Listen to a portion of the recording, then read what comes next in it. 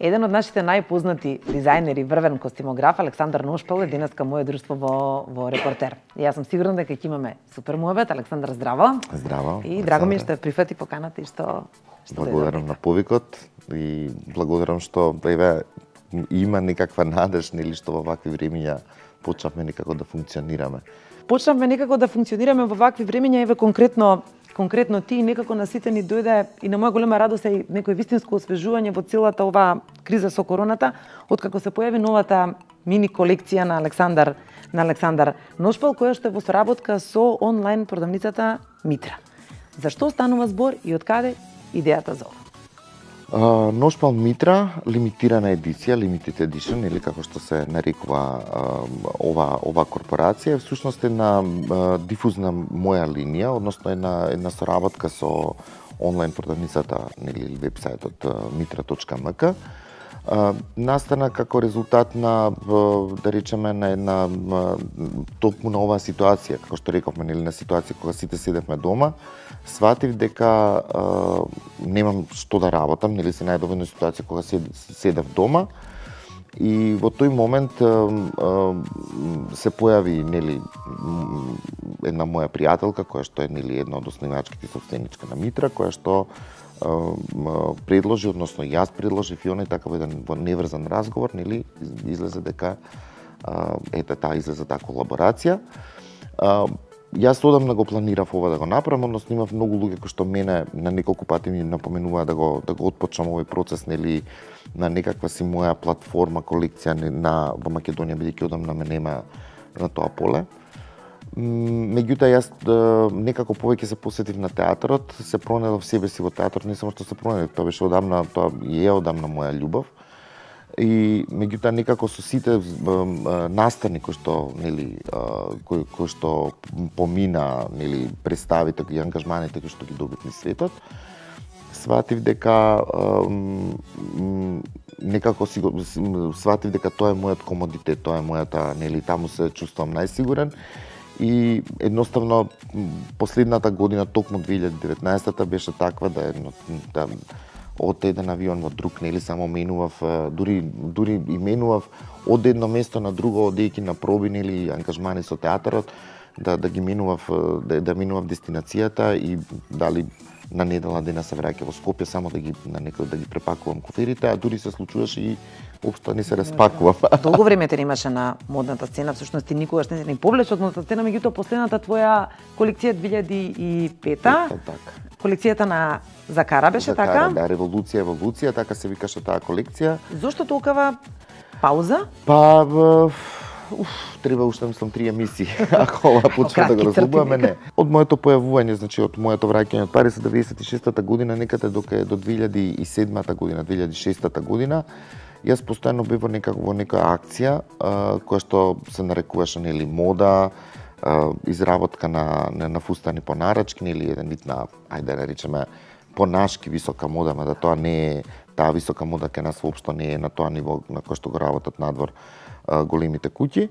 Меѓутоа бев толку ангажиран да во еден момент се најдов презаситен од додека сме млади сакаме да живееме, јас сум човек што сум темпераментен по природа и таа младост во едно треба да го реорганизирам професионалниот живот, нарачките во тој период работев постојано сам. Со градењето на кариерата, со оно што се нарекува приватен живот, излегување, забава и така натака. А јас сум фан на забавата до ден денеска. Покасно ќе ми раскажеш, да, кој ќе те терам да се посетиш. И дојдов во една ситуација да малце се презаситив од се. Ми беше потребна голема промена и таа промена се случи во 2007 година, кога ја заминав за Лондон, се пријавив и ја добив стипендијата која што ја доделува Велика Британија, односно владата на Велика Британија, и заминав до образување, кое што воедно беше и некакво психолошко расчистување самиот себе си. И тука донесов многу одлуки, при тоа што таа година дена престо ми помогна јас и да се позанимавам со еден сегмент кој што многу малку го познав, тоа е модниот менеджмент и маркетинг, тоа има и магистратурата. и всушност сето тоа ми помогна на некој начин да се преориентирам кон едукација, така се случи работите со театарот и едноставно модата ја ставив во мирување затоа што се почувствав многу посигурен, посреќен и едноставно и сакав да експериментирам некои нови работи. Се до овој момент. Меѓутоа еве зашто била таа магистратура модерн менеджмент и маркетинг, пошто сега во овој момент, деки во овој момент сега кога се случува ова, буквално како да кажам, се најдов во небрано, нели малце како железото да зареѓало, па му требаше или моторот зареѓал, па му требаше да му се дотури масло. Како беше интересот на дамите кога се појави сега со новата колекција и колку оваа се разликува од оние порано што ги правеше со тоа што оди преку онлайн продавницата Митра? Оваа колекција се разликува по една голема суштинска разлика, што пред се Александар Ношпал е многу созрен, што веќе не се занимава да се докаже со никому ништо да му докаже кој и што е. Има одредени своји стандарди, постулати, нели, на квалитет, на естетика, на убавина, а при тоа знаеше дека твори една колекција во едно невреме кога луѓето немаат пари.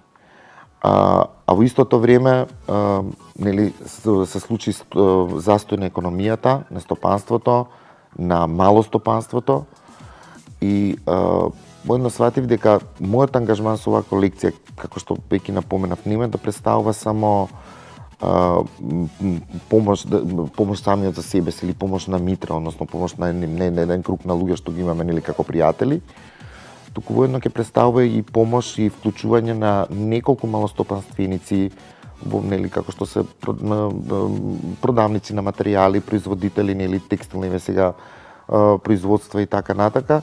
Ова е проект на многуте луѓе околу мене, на оние што веруваат во мене.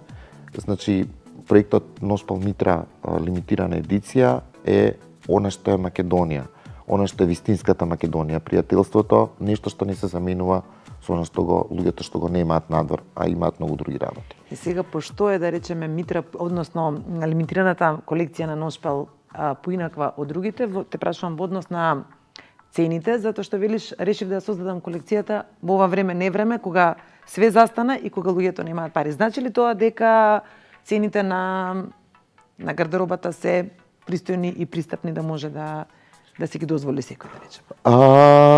А сепак нели да се понуди цените, видете сега, значи цените гледав да нормално дека се трудиме цените, јас инсистирав да цените бидат што е можно пониски. Доби во последниве неколку недели има многу позитивни коментари, имаме доста продажба, луѓето гледаат, купуваат нормално, сега се исто време на избори, па луѓето се спремаат за одмор, па не знам дали ќе одат, дали нема да одат, така можеби колекцијата излезе во еден дополнителен хаос, што се случува во државата, што јас не сакам да го коментирам, бидејќи тоа не е моја работа моментално. Меѓутоа, и со оглед на сите тие тешкоти, колекцијата оди и меѓутоа нормално дека постојат коментари дека цените можеби се на граница, лимитот дека се малце нели се окей, меѓутоа дека можеби малце се привисоки. Треба да сватиме дека не можеме да го споредуваме овој производ, сакам да биде комерцијален како што е Зара и Манго и сакам да биде многу достапен и сите да го носат. Тоа е мојата најголема желба и да го купуваат и за 10 и за 20 евра. Меѓутоа мора да сватите дека се работи со материјали кои што ги имам покрај нас по продавниците, значи што веќе имаат одредена маржа. Значи се работи за производство кое што е лимитирано, кое што кошта по 2,5 до 3 од нормалното производство кое би се произведувало на 300 парчиња, зборуваме за во фабрика. И сето тоа сето тоа дава, значи ние со Митра одиме со на толку мала маржа на тоа кога ќе се дојдат даноците нели и така натака. Малтене да производот ова е минимумот што ние можеме да го пласираме на пазарот. За мене цените се сосема достапни, се некој си ранг на големите хай-стрит брендови во лимитираната серија, а се дури пониски од рангот на Масимо Дути, Марела и така натака. Надица Георгиева и Веда Евтимова заштитни лица. Зошто изборот падна на нив? И двете имаат своја причина. Пред се бидејќи Надица Надица ми е некако милена на сите и прво се решив за два модела, односно две заштитни лица, односно два различни типови на жени, на девојки, бидејќи околу мене се наоѓаат луѓе од различно годиште. Оние што се моја генерација, значи некаде околу над 40-45 година, се веќе мајки кои што имаат ќерки кои што се тинеџерки како што е Веда. И сватив дека иако тоа не е генералниот таргет, бидејќи сепак цените се малце повисоки за да може една тинеџерка да го купи тоа, меѓутоа сепак сакав да ја представам преку Веда младоста, она што јас сега го доживам, она што јас го перцепирам како една комерцијална колекција. Меѓутоа, од друга страна, Надица е тип на една жена, мајка на една, да речеме, на една особа која што има многу големо искуство, со која што ние многу доста се дружиме, нели сме многу блиски, која што многу ми помогна овој процес и која што сакав да го представува она што би го облекла една, да речеме, елегантна, нели жена која што сака да се дотера, нели која што сака чевли на високи подпетици и така натака. Значи, едно сосема друг стайлинг, сосема различни, сакав да прикажам дека истиот фустан, истите модели може да се носат во неколку различни изгледи и на неколку начини, а да не изгубат од својата автентичност. Во пошироката слика, Надица е нели сопственик на Модел Син и некако двата лика, Веда Евтимова иначе е ќерка на мојот близок пријател соработник Синиша Евтимов и таа е нели новиот член и новото лице на Модел Син и сакав некако сето тоа да преку тоа исто да ја постигнеме и да покажам историјата на Модел Син, агенцијата со која што јас долго време работам. Велиш, сакам и обичните луѓе да ги носат моите модели да ги сликам, да видиме како изгледаат. Да, меѓутоа, она што е врзано за твоето име е што многу популарни личности се ги носеле твоите модели. Не зборувам само за луѓе од естрадата, туку и за политичарите. Како да се работи со познати личности и кога ја започнуваше твојата кариера модна, очекуваше ли дека ќе бидеш на тоа ниво супер ношпал, нека те облече, топка изгледаш? Тоа уште постои и дефинитивно јас ќе кажам дека оваа колекција Ношпал Митра лимитирана серија, дури таквите коментари постоја, односно таквите замерки дека па добро, ова не е Ношпал во најдоброто издание или не е Ношпал што го познаваме. Дефинитивно дека тоа што мене најмногу ми лежи, јас со тоа се остварувам најмногу и го пронедов во театарот, посебно во балетот, е нели работењето по нарачно директно по конструирање на телото, односно она што е дел од високата мода. Познат сум по звездите, познат сум по тој израз.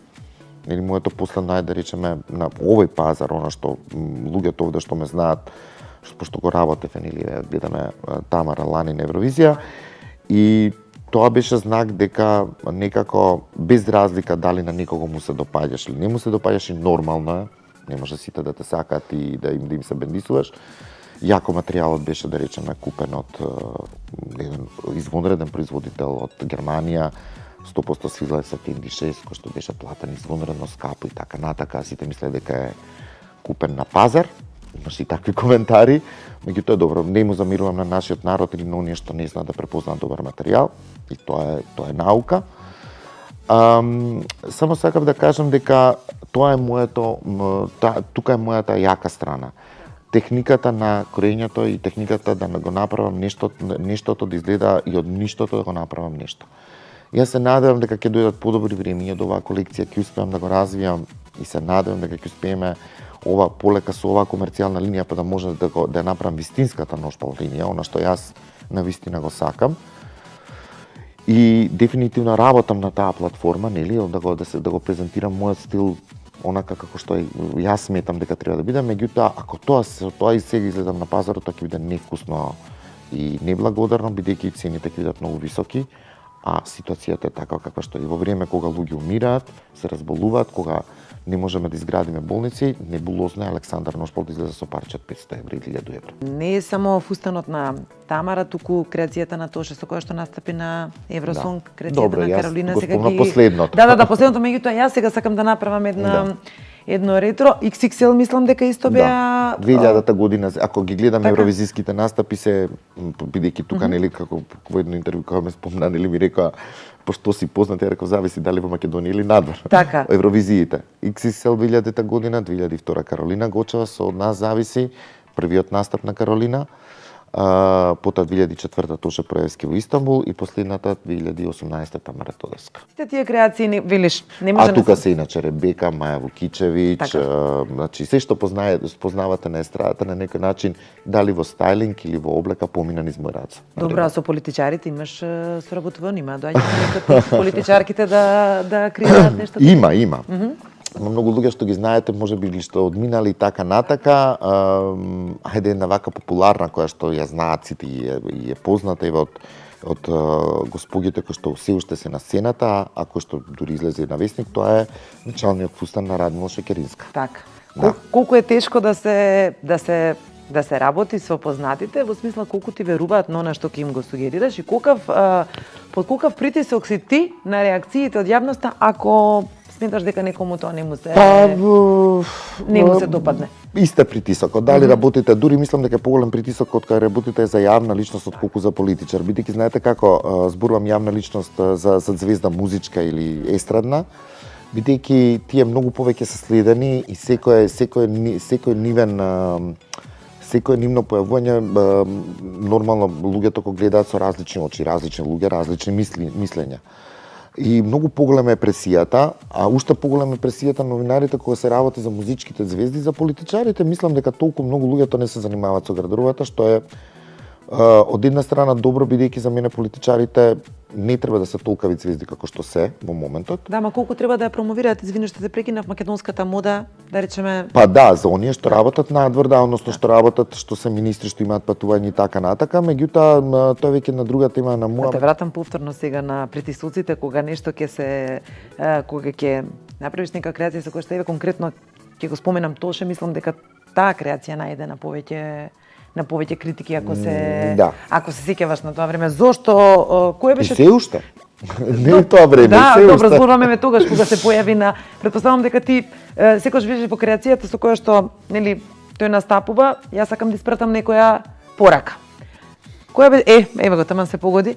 Можеш ли да се сетиш која беше пораката што сакаш да ја испратиш и како се справуваше со негативните критики, пошто реално не можеме секогаш на луѓето да им се допаднеме со... Јас како вика, човек учи додека жив и полека со текот на времето, значи веќе знае како да ги избалансира тие работи, да ги избалансира негативните критики.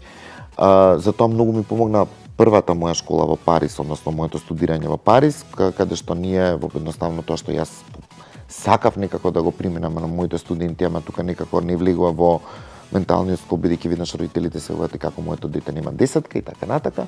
Тоа што нас во Париз не научи дека никој не може во модата да има десетка.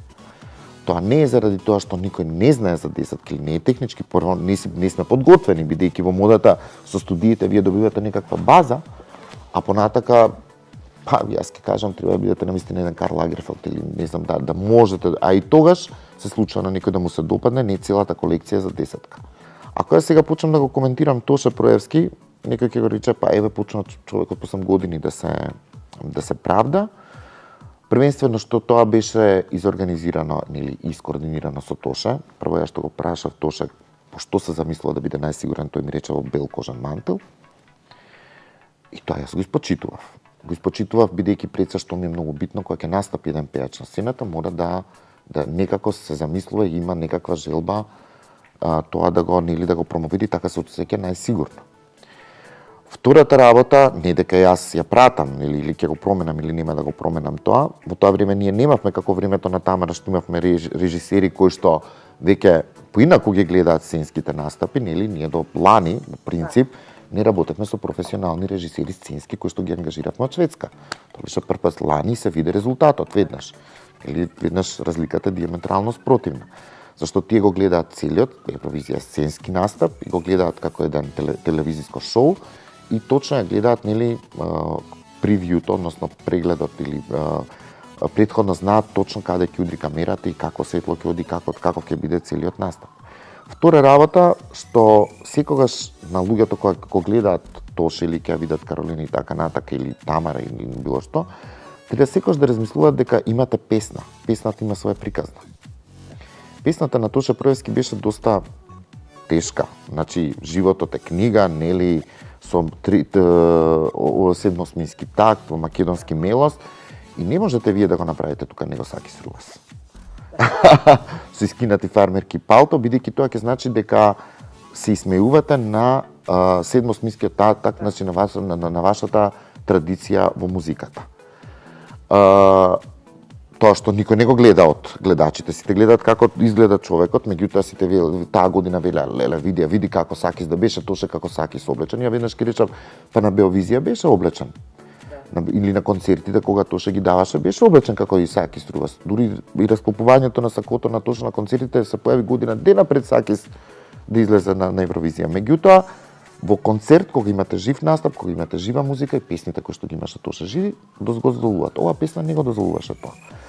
Пота имате режија, имате кореографија, барање на кореограф, барање на режисер и така натака. Значи, вие не сте самостоен играч. И тоа е тоа што го резултираше Тоше Проевски, кој што мислам дека е извонредно во однос на како, или е добро, сосема солидно во однос на тоа како беше номерата песната и како сакаше Тоше да изведе. Критики секогаш има за се, претпоставам дека тоа не ти ги прифаќаме. Така, колку ти влијаеше тоа да речеме на имаме и наши на самодовербата колку влијаат критиките. Само ја зголемуваат. Така? Александра, ја зголемуваат заради тоа што знаете како во моментот може ќе ви стане интересно, односно ќе ви стане малце, нема да се почувствувате добро кога ќе ги слушнете сите тие критики, меѓутоа тоа ве тера да го продлабочите, нели, секој наредно работење да го продлабочувате и да го аргументирате. Да истражувањето за потпочнување на процесот на изработка на еден модел или на цела костимографија или на цела колекција да биде оправдано и да има своја причина и да има точна подлога како тоа се прави. Значи не го почнуваме на памет. И како што секоја критика ја добивам, така ја прифаќам. И до ден денес кеве, јас и се уште за продажба да речеме, не знам, значи буквално ги прифаќам сите коментари и сите тие гледам од ден за ден да ги апдейтувам и да ги надоградам и да ги на некој начин да ги применам. Критики имаше за обликата на Тоше на настапот на Евросонг, ама на Тамара Тодевска не зборувам за Евровизија, туку за парадата на гордоста ти го дизајнираше костимот. Тој пак најде на многу пофални коментари. Барем јас од она што го прочитав. Па добро, бидејќи е многу евидентна поврзаноста. Да, Тамара го привлече, го постигна, ја постигна целта и го привлече вниманието со... Знаете што е работата. Тамара веќе од стартот со самиот настап на Евровизија веќе покажа и оваа последна Евровизија, а посебно Тамара покажа дека кога си има добар тим и кога се оди под конец, јас морам да признам дека дури нашиот тим лидер Мери од македонската телевизија, дури во еден момент се расплака, вика да можам да поверувам колку е убава атмосферата за прв пат после години да се осетам вака убаво во еден тим на луѓе, бидејќи ние сите што отидовме таму, отидовме веќе реализирани. Јас Евровизија за мене беше завршена работа. Јас си реков 2004 година и реков тука единствената причина зашто се нафатив, бидејќи Тамара се јави во јануари, а ние сме многу блиски, знаете дека сме, како да ти кажам, јас веќе од дете, од бебе, ја знам и преку Тијана и долги години се дружиме и ние имаме една сосема друга релација. Дури мислам дека тоа многу повеќе ни пречи во професионалната работа, бидејќи премногу, кога се повеќе со емоции сме измешани отколку да речеме со други професионални. Кога имате на професионална дистанција уште поубаво за професионалната работа. А кога сте со емоции, тоа е малце и потешко, дели. Поише как ги паѓаат тогаш. Да. И Тамара е, да речеме, моето мало сестриче бебе, кое што го имам израснато и кога ќе ви се јави во сред проекти и ќе ви каже, Ноки, јас ми дадоа пуно да додам на Евровизија, ако не дојдеш ти со мене, не ако не ми ја направиш, не ако не ми ја направиш халината, односно фустанот. Ако не дојдеш со мене, јас не одам.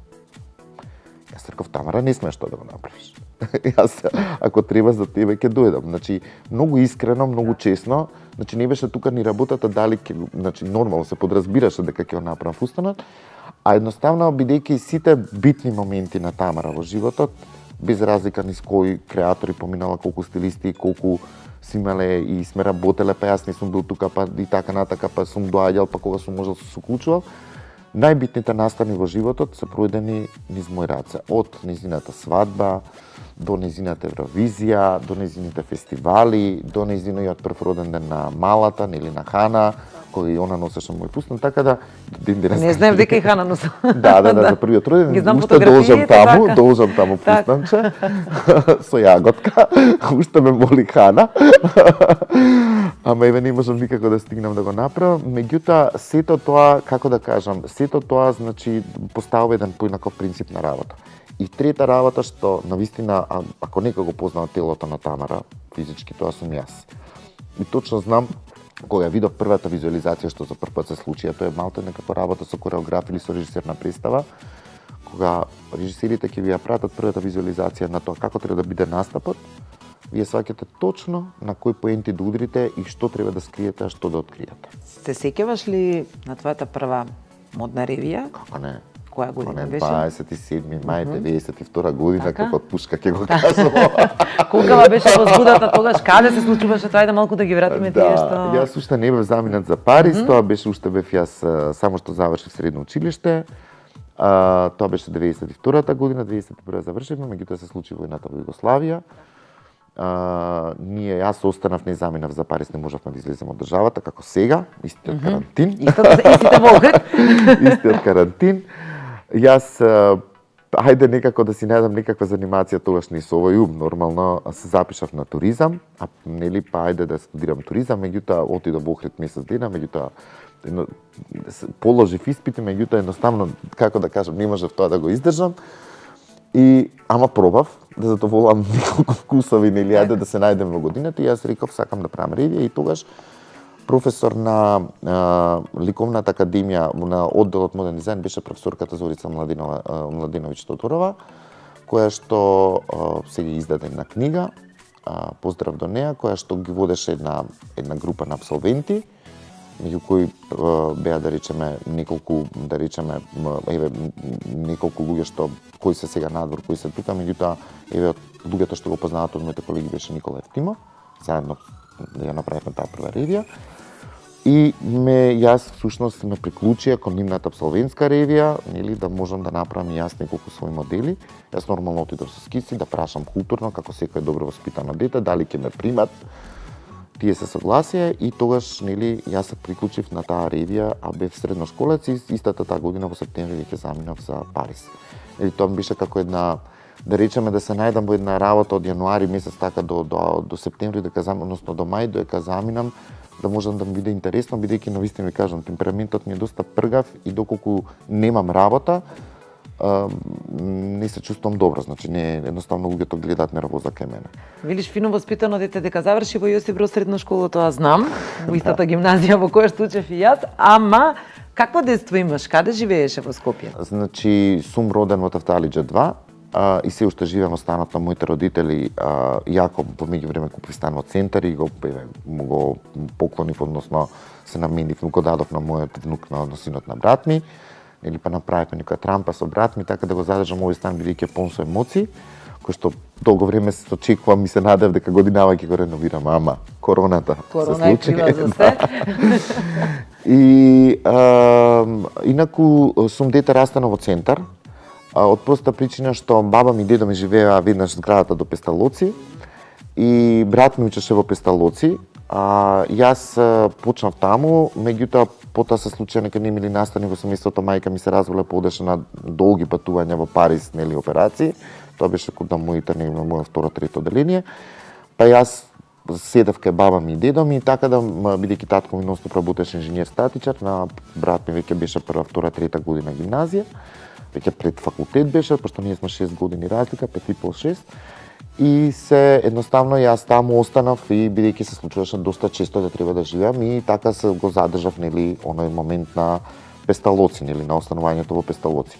Додека Јосип Броз се случи бидејќи беше насочено образование, тогаш нели пред моите генерации само што го ведоа усмереното насоченото образование и нормално јас ако не беше уметност требаше односно одбрав културологија, која што е една поопшта област и која што навистина многу ми помогна. во она што јас денеска го работам. Значи тоа е историја на уметност, јазици, нели, уметност, филозофија и така натака, археологија, музеологија, имаше многу интересни предмети, сега да не ги заборавам, меѓутоа навистина многу социологија на култура. И тоа сето ми помогна да денеска се изградам како еден персоналитет и да предавам. На почетокот на мојот ми рече, ја многу сакам да искачам сум по журките, сега претпоставам дека не можеш заради добро разлабавени се мерки. Па и да можам, мислам дека веќе... Колку ти фале искачањата во време на карантинот и... Не, во време на карантинот толку не ми фалат, бидејќи јас сум на некој начин волк самотник. Значи, јас сакам комоцијата и самотијата дома. Значи, без разлика колку да излегувам да се дружам со луѓе, сум друштвен, сакам да излегувам на журки, меѓутоа и тоа да биде во последно време издозирано, значи на забави, издозирано по клубови, да биде издозирано да не биде премногу. Нормално дека кога работам не излегувам, јас кога работам ќе ми на работата еве како сега од сабајле до вечер сум нели излегувам и така натака, односно работам, се враќам дома уморен и после легнувам, сабајлето рано ми почнува, утрото ми почнаше сипол или 7 кога работам. Така да истото се случува во Германија, истото се случува во Хрватска и така натака. А кога имам време, сакам тоа време во моментот да го поминам квалитетно со пријателите, па и да излегувам едноставно до раните утрески часови. Бидејќи сметам дека животот е еден и треба додека сме на нозе, како што зборуваме ние со Надица Георгиевска, и ќе поздравам Наде. Да, дур сме на нозе, да го преживееме животот со целиот нели свој ритам. Мислам дека тоа малце влијае и на психички, физички нели да изгледаме духовно, да изгледаме по свежи, помлади. Сосема за крај, која е за тебе непогрешливата комбинација? Ова чисто зборувам како совет еден за дамите. И колку професионалната деформација те тера да си кажеш кој ќе видиш некој леле видео вама стутнала како можела вака да се облече? Нема ми кажеш немало такви моменти. Па добро, има. Шега на страна, сите можеме да утнеме, нели рече прес. Да, значи вака сега, не мораме да сватиме дека не секој дека вкусот и талентот да се човек да се облачи или да искомбинира. Јас имам многу другарки, пријателки кои што имаат извонреден вкус, кои што не се модни дизајнери, кои што да речеме немаат врска со моден дизајн, меѓутоа едноставно се родени со извонредно високо чувство за естетика. Посебно ќе издвојам еве како што реков другарка ми Кони, другарка ми Искра во Виена, која што сега живее во Виена со своите деца, кој што од дете е, да речеме, значи го има тоа чувство и тоа не секој го има. Тоа е исто како нашиот талент. Значи без разлика дали вие сте менаџер, дали сте банкар, дали сте економиста, значи тоа чувство на естетика или го имате или го немате. Може некој да ве среди, може некој да ве направи, меѓутоа најубаво е кога вие тоа можете сами да го направите, бидејќи облеката е израз на вашиот персоналитет. Сега, во очите на некој, на тој што се облекол, што ние сметаме дека некој тој се гледа убаво. Тоест, кога ќе се види пред огледало, едноставно така се чувства најсигурен и колкото да изгледа смешно, да речеме по некои естетски стандарди, нели пропорции, така натака, по теориите и основите, нели на формата и бојата и така натака, како сето тоа го анализираме. Меѓутоа, тоа е нивниот личен интегритет и начин на кој што тие се изразуваат. Некој сака да привлече со тоа, некој го прави, некој продава, некој купува со тоа. Како да го кажам, што е секогаш непогрешливо, да не бидам многу безобразен, меѓутоа, нели, имаме и такви ситуации, така да секоја облека, значи точно имаме семиотика и семантика во модниот дизајн, ако гледате нели теоријата на модата, има многу компоненти што гледаме како значење и затоа ви велам дека не треба секогаш се да смејуваме. Не, или да речеме како ќе ми речат, може јас ќе го, значи во ДНК-то ќе го видиме, значи нормално, едноставно ќе видите ке некој дека нешто штрчи, лека навистина сака да се наметне, бидејќи нема со друг начин како да се наметне, отколку со облеката, меѓутоа сваќате во одреден момент дека тоа е единствениот начин како да добие на или да ги замени другите минуси што ги има во нели на дали се тоа ментални нели интелектуални и така натака. И едноставно, знаете како, тоа е начин изразување. И на крајот на денот се е дозволено во овој свет, како што видиме. Што може Доналд Трамп да биде председател на Америка, се е дозволено. И све зависи од начинот на перцепција, претпоставам. И по некако ја завршивме со Доналд Трамп емисијава, што е супер. Ти благодарам што беше гостин во во студиото и ти посакувам Благодарам ти, понатаму успех. Благодарам и се надевам дека се видиме наскоро.